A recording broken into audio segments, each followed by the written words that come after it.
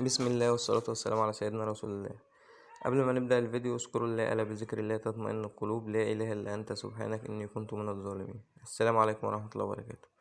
في البداية حابب أعرفكم بنفسي، أخوكم علاء. ودي قناتكم قناة المزرعة السعيدة، وبنتكلم فيها عن الإنتاج الحيواني وتربية الأغنام والماعز وطرق الوقاية والعلاج وزراعة الأسطح. إن شاء الله هنتكلم عن التربية في المنزل وإزاي أبقى مربي كويس وأبدأ أعمل مشروع. ان شاء الله نبدأ موسم جديد، موسم تربية وموسم خير ان شاء الله علينا كلنا، وموسم حلقات.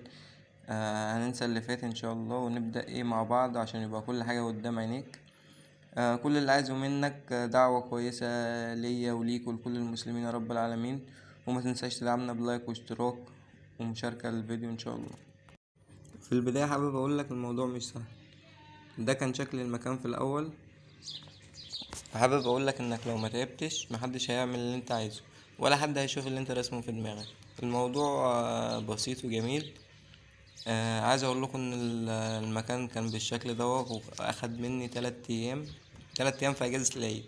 3 ايام ترويق وتوضيب وزبالة وننزل شكاير وحرقت شكاير وعملت حاجات كتير. فانت اللي بتعمل كل حاجة بنفسك. انت لو ما عملتش كل حاجة بنفسك محدش هيعرف يعمل اللي انت شايفه او اللي انت رسمه في دماغك. فلو تعبت واجتهدت انت اللي هتشوف النتيجة بنفسك وانت اللي هتحكم عليها. ده بعد ما خلصت الحمد لله. فبمجرد ما بتخلص شغلك وبتعمل اللي انت عايزه وتشوف النتيجة اللي انت عملتها، بتبتدي كل التعب بيروح. بتبتدي ترضى عن نفسك وتنبسط باللي انت عملته. تمام. فده الشكل يعني لحد ما لسه برضو بروق. بس شلت الحاجة الصعبة كلها ونضفت الدنيا كلها الحمد لله. تمام. وان شاء الله نبدأ بقى نتكلم في ادي شكل المكان. نتكلم ان شاء الله في الزرع. ادي صبار ومجموعة من انواع الصبارات عندي. تمام. واسيبكم تتفرجوا على الشكل ده.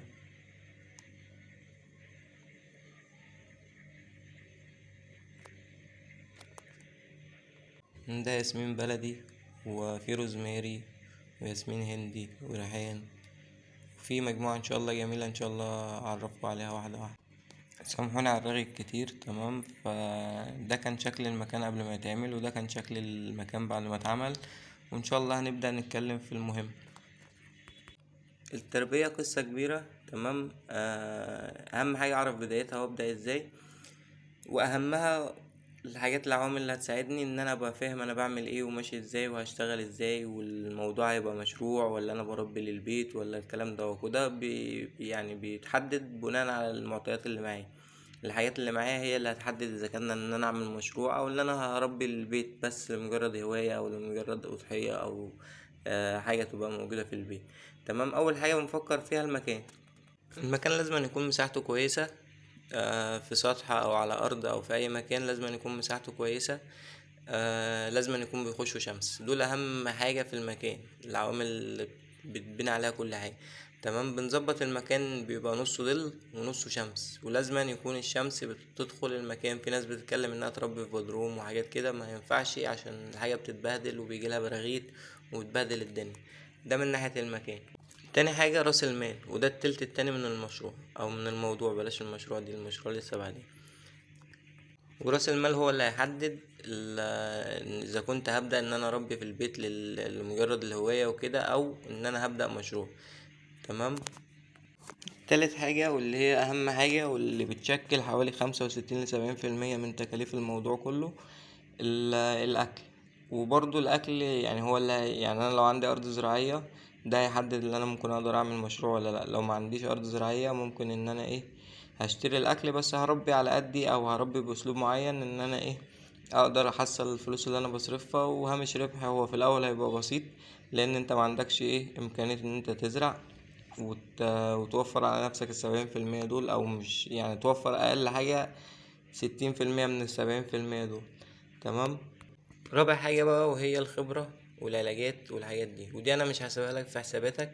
دي انا حاططها في حساباتي انا، ودي هدية ودعم لكل اخواتي والناس اللي متابعة القناة. في رقمي موجود على القناة، رقم الواتس. تمام، اي حاجة اي مشكلة تقابلك ان شاء الله هتابع معاك، ولو محتاج اي حاجة هقولك تعمل ايه وتتصرف فيها ازاي. كل اللي محتاجه منك اشتراك لو انت مش مشترك في القناة، وتفعل زر الجرس، لايك، وطالما وصلت لحد هنا متنساناش بكومنت.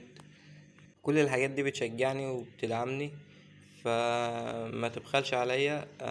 محتاج اديك كل اللي عندي، كل اللي اتعلمته ان شاء الله هحاول اوصله لك. ندي مثال بقى على الكلام اللي قلناه في الحلقة دي. هنفترض مثلا ان انا معايا فلوس مبلغ بسيط، مثلا 10 تلاف 15 ألف، وعندي المكان ومحتاج اربي، بس ما عنديش ارض وما عنديش اكل. هعمل ايه في الحالة دي؟ في الحالة دي كده ممكن ادخل دورة تسمين، بس يكون اقدر ان انا اوفر كل شهر مصاريف الاكل، اللي هي ممكن مثلا 1000 جنيه 1500 على حسب امكانياتي. تمام، واقدر ادخل ان انا ممكن ادخل دفعة تسمين، اي حاجة بقى. ممكن مثلا لو على حسب المبلغ 10 تلاف، ممكن يجيبولي 5 جديان صغيرين عمر فطوم.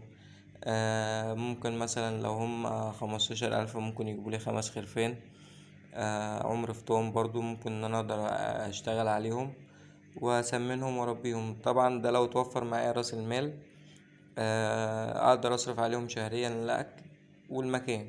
طبعا زي ما قلنا في الفيديو، المكان صفاته عامله ازاي والكلام ده كله. طبعا عندي الارض ومعايا راس مال صغير برضو، ممكن ان انا اقدر ازرع برسيم حجازي، هيوفر عليا بنسبة 70% او 60% من الاكل.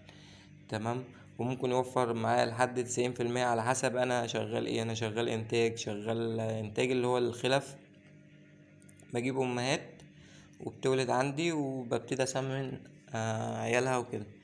تمام، ولو برضو بشتغل تسمين فهيفيد معايا فرق كبير طبعا، وهيعود عليا بمكسب. يعني انا لو قدرت اوفر ال3 عوامل اللي هما المكان الكويس، تمام، راس المال، الارض الزراعية، في المرحلة دي بقى اقدر اقول ان انا ايه، هعمل مشروع، سواء الارض كانت ايجار او الارض كانت ملك. والسلام عليكم ورحمة الله وبركاته. دمتم في رعاية الله.